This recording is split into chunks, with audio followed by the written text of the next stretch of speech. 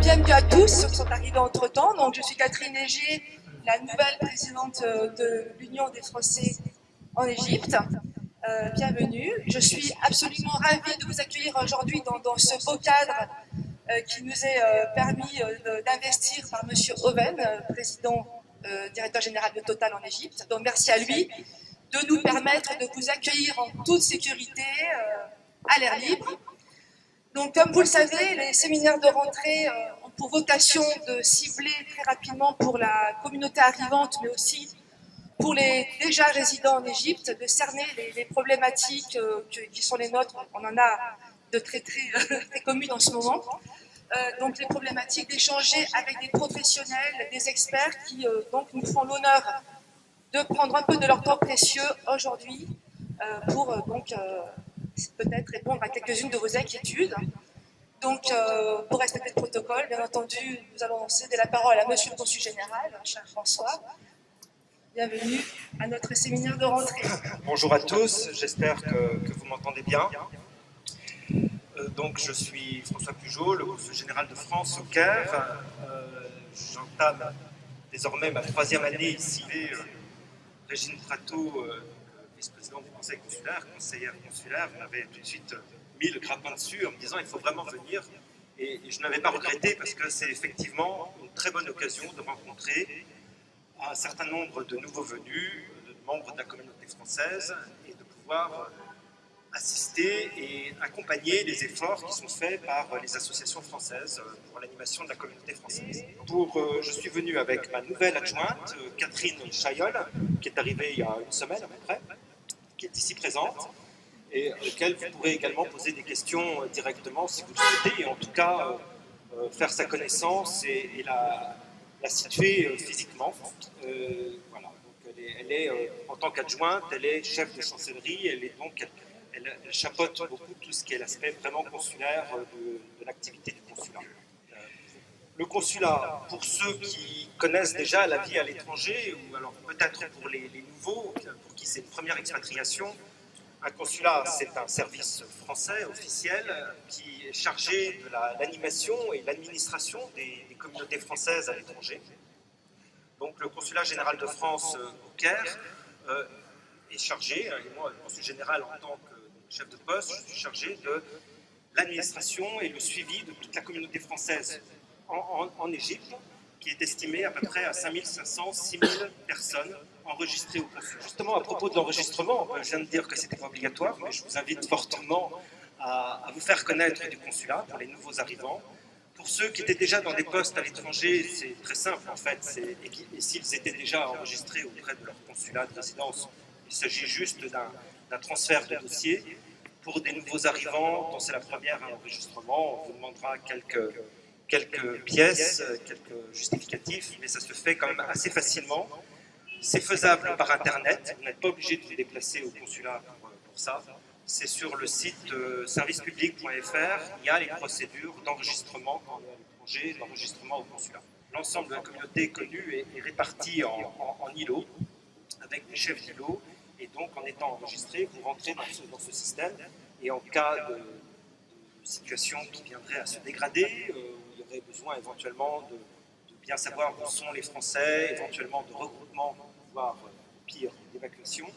Le consulat, dans cette dernière année, comme tout le monde, est obligé de s'adapter à la situation très particulière de cette année, à partir du mois de mars, la situation de crise sanitaire. Ça s'est traduit évidemment par un arrêt brutal, alors pour ce qui est du fonctionnement du consulat, de l'activité, parce qu'il a fallu mettre à l'abri, on a suivi les recommandations françaises de notre gouvernement de confinement. Même si on était ici en Égypte, on a été obligé quand même de suivre ces recommandations-là. Toute l'activité visa du consulat a été brutalement arrêtée et n'a pas encore, loin de là, repris complètement son activité, puisque les visas Schengen ne sont pas encore autorisés. Et le secteur social du consulat a pris de l'ampleur dans cette période. Ça s'est traduit par un report de la commission des bourses scolaires pour accueillir de nouveaux dossiers.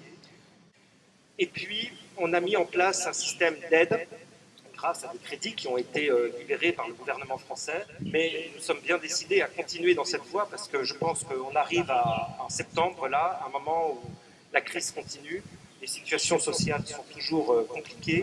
Et donc, sinon, les perspectives pour l'année qui vient, bon, la principale priorité, c'est une reprise d'activité la plus normale possible. Donc, comme je vous l'ai dit, maintenant, le consulat fonctionne à plein. Maintenant, on ne reçoit au consulat que sur rendez-vous. Deuxième perspective qui est plus lointaine, et j'en finis avec ça, c'est il va y avoir les élections des conseillers des Français de l'étranger qui devaient se tenir cette année, au mois de mai, qui, en raison de la crise, ont été repoussées d'une année. Donc, on va organiser ça comme on avait prévu de les organiser. Ça s'est prévu le 31 mai. Écoutez, merci beaucoup de cette possibilité qui m'a été donnée de m'adresser à vous. Je suis à votre disposition pour toute question. Et puis, bienvenue à la nouvelle présidente et bonne chance pour vos activités. Moi, je voudrais présenter Catherine, qui est la nouvelle consul adjointe. J'ai pas besoin de micro. Voilà. Elle est pleine d'énergie, très motivée, elle a beaucoup d'expérience et je suis sûre qu'elle va nous rendre un excellent service au consulat de France. Voilà. Bonjour, et on donne la parole tout de suite à M. Brebon, proviseur du lycée français du Caire, nouvel arrivant, bienvenue avec nous parmi nous. Alors je voulais d'abord commencer par évoquer une rentrée scolaire, comme vous l'imaginez, qui est totalement inédite.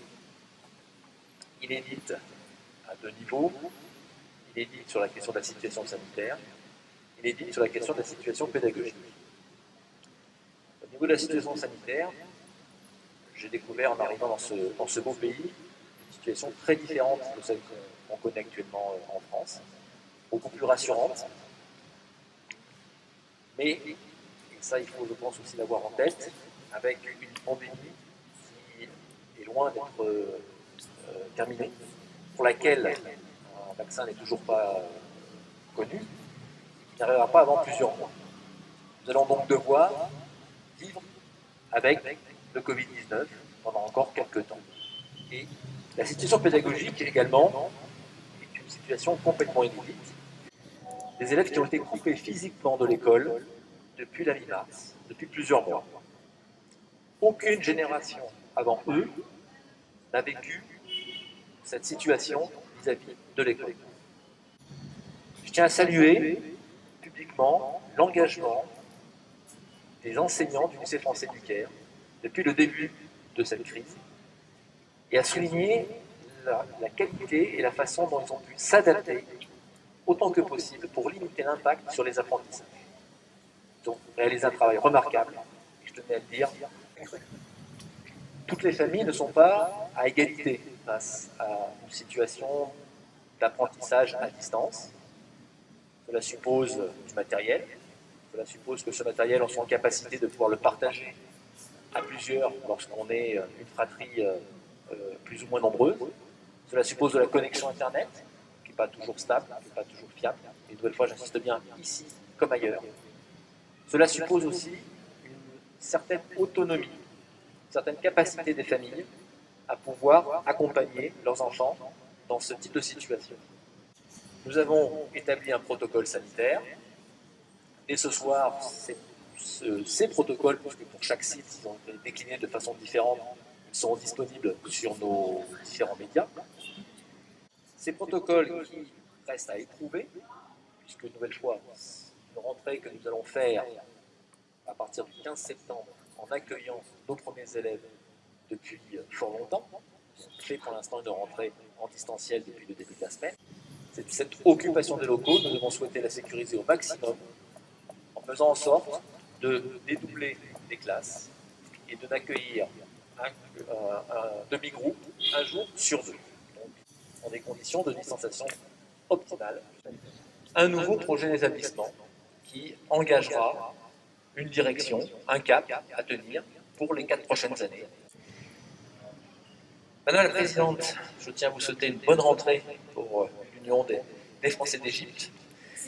Je souhaite à tous, je nous souhaite à tous, de pouvoir sortir le plus vite possible de cette pandémie qui affecte notre quotidien, notre patrie et ce merveilleux pays d'Égypte. Merci à tous et je vous souhaite une excellente fin d'après-midi. On va passer au corps médical avec le docteur Gali. Merci docteur de votre présence. Bonjour à tous, je me présente docteur Sabri Gheri. Je suis généraliste, mais en même temps j'ai beaucoup de diplômes que j'ai fait, une aux États-Unis et 2 autres en France. Donc médecine d'urgence et hématologue, immunologue. Faire attention pour l'hygiène. L'hygiène pas simplement personnelle, mais l'hygiène des légumes, des fruits, la viande, tout ça, il faut faire attention. On a bien parlé concernant les vaccins. En Égypte, maintenant, il y a un grand problème, il y a surtout un rupture de stock de pas mal de vaccins. Hépatite A, on le trouve facilement pour le moment, et l'hépatite B. Mais, donc il faut bien regarder la date de péremption de toutes les boîtes. C'est extrêmement important. L'eau potable, c'est une bouteille. Il ne faut pas prendre le risque.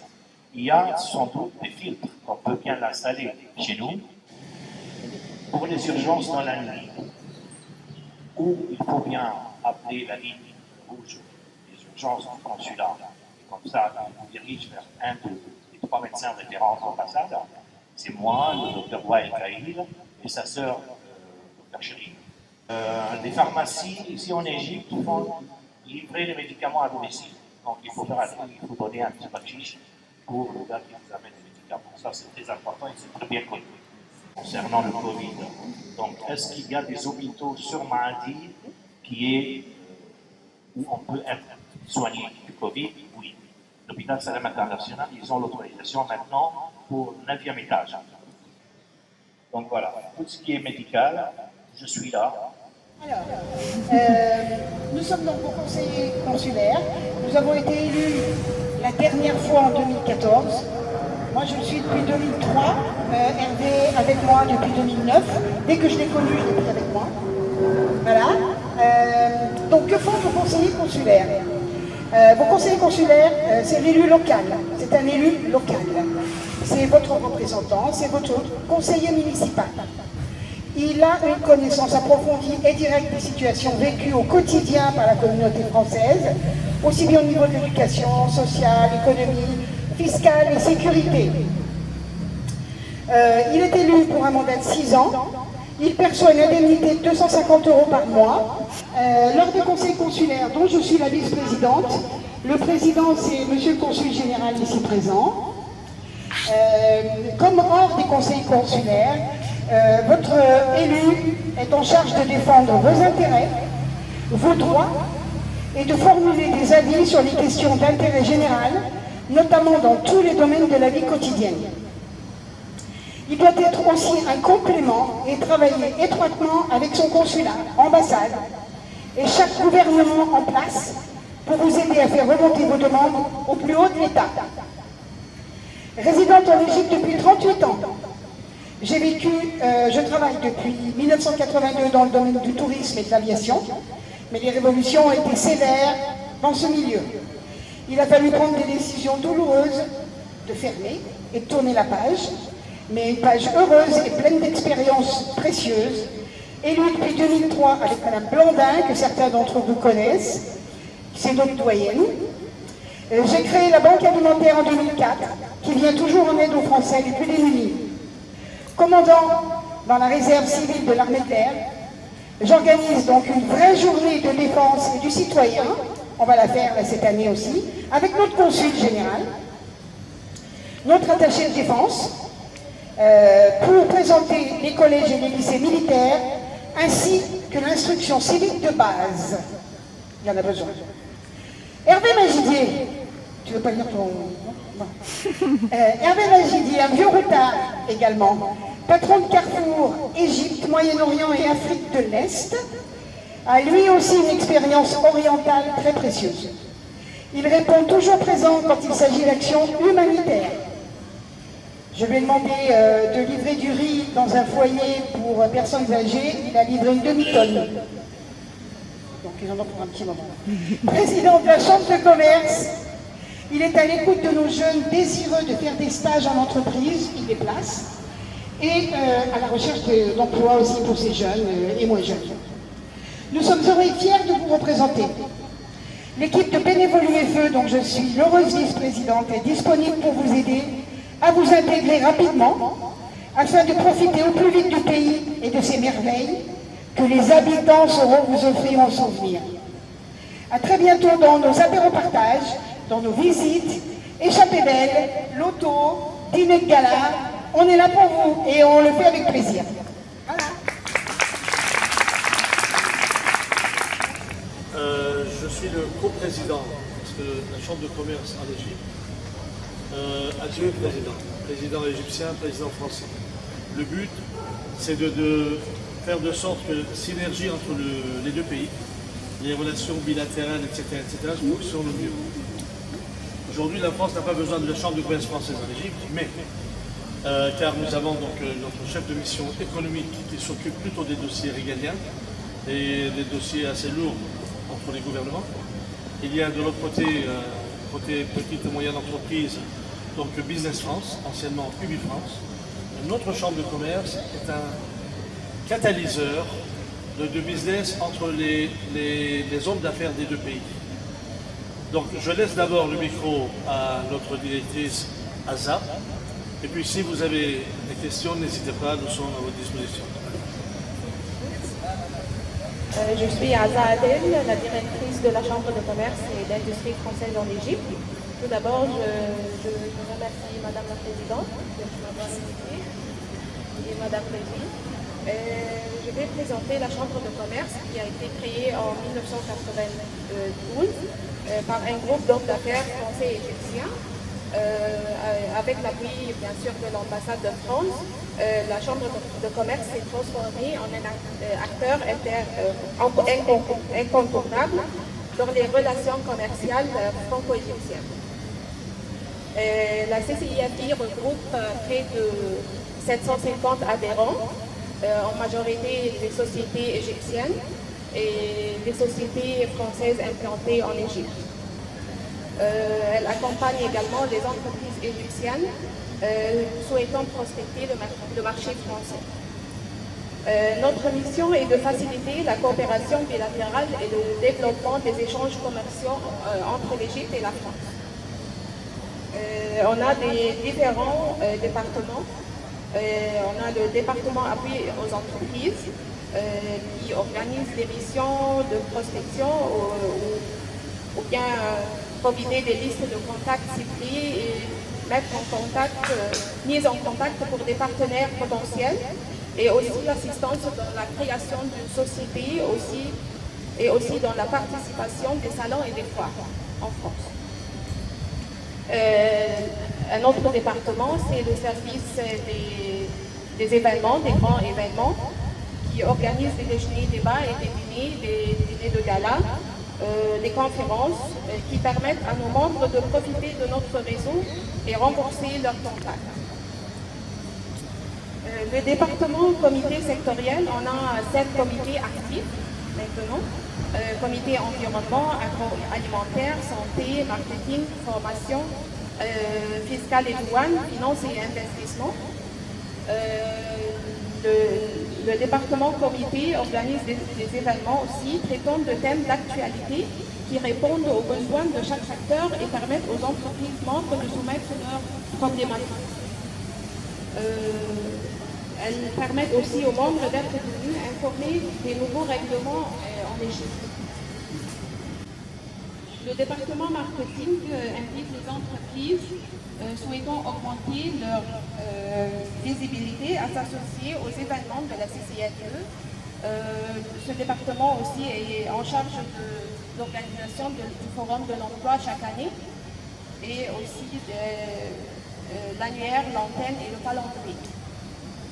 Le département de la communication qui publie le magazine L'Antenne, c'est un magazine trimestriel, bilingue français-arabe, et qui gère aussi les relations avec les médias et recrute des partenaires annuels et aussi responsable des réseaux sociaux.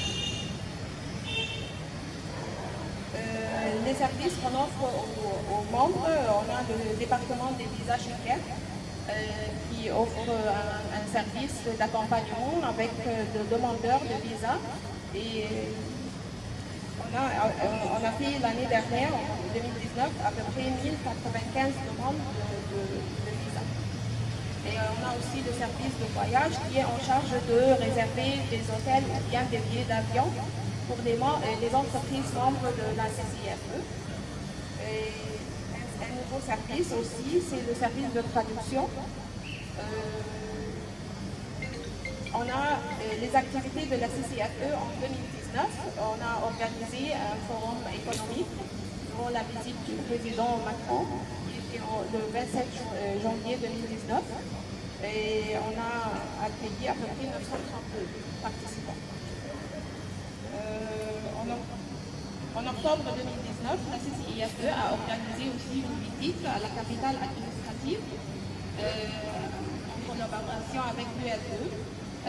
Dont le groupe a été accueilli par le président du capitale administrative et le directeur des relations internationales de la Société de la capitale pour le développement urbain, qui a fait une présentation détaillée et chiffrée du méga-projet. Ensuite, le groupe s'est rendu sur le site de la capitale et enfin un déjeuner a été offert par la CCIFE à l'hôtel Massa.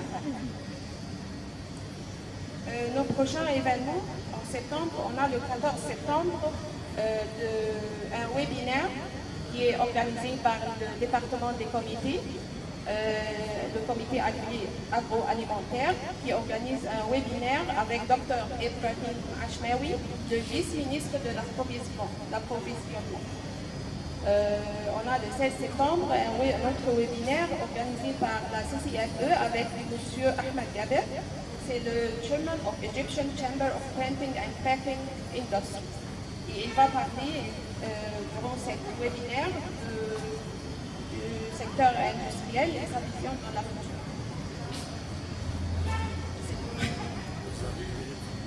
Merci Azza. Juste, Azza vous a parlé de l'organisation des événements, par exemple. Je suis plus que fier de vous dire, par exemple, que la visite de l'ancien Premier ministre Manuel Valls est organisée par la Chambre de commerce.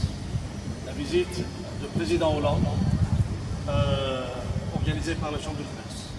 La visite du président Macron, organisée bien entendu avec collaboration plus que, je dirais, proche avec la mission économique et l'ambassade, organisée par la Chambre de commerce. Disons que notre point fort, c'est la logistique, c'est le network côté égyptien, parce qu'on est en Égypte. Et surtout, notre fierté aujourd'hui, c'est que les chambres de commerce et industrie dans différentes régions de notre pays sont plus que motivées, à travers la chambre, de réfléchir un petit peu sur la situation et les opportunités en Égypte. Merci beaucoup.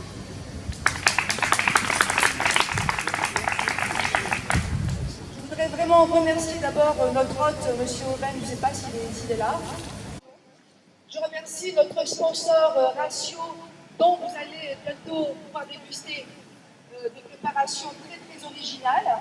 Donc sponsor Ratio, merci beaucoup pour ce premier thé d'accueil de l'UFE d'Égypte. Et bien entendu, toute mon équipe, que je suis très fière d'avoir rejoint cet été, une équipe UFE très dynamique, anciennement installée, moi je suis vraiment une des toutes dernières arrivées, une équipe qui s'étoffe, mais je veux vraiment souligner leur engagement, leur professionnalisme, leur expertise, leur disponibilité pendant tout l'été pour que ce calendrier que nous vous proposons et que vous avez découvert se réalise. Donc un grand merci à toutes et tous d'être venus nombreux aussi nous rejoindre. Je vois qu'il y a des amis de divers horizons. Merci à vous de nous avoir rejoints et bon thé d'accueil de l'UFE. À très bientôt.